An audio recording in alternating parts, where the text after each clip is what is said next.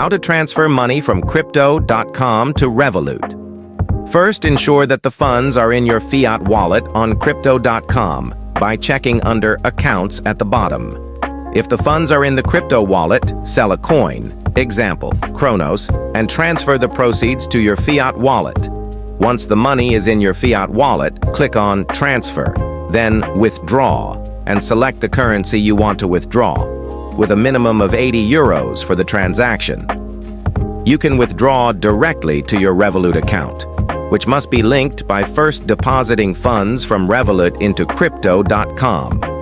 Alternatively, if you don't have 80 euros, you can use crypto like Bitcoin to withdraw. You'll need to copy your Revolut Bitcoin wallet address from the Revolut app, paste it into crypto.com, and follow the verification steps. After adding the Revolut wallet, you can withdraw the funds. If your balance is under the withdrawal minimum, you can deposit more funds to reach the required amount. If you liked the video, give it a like and subscribe.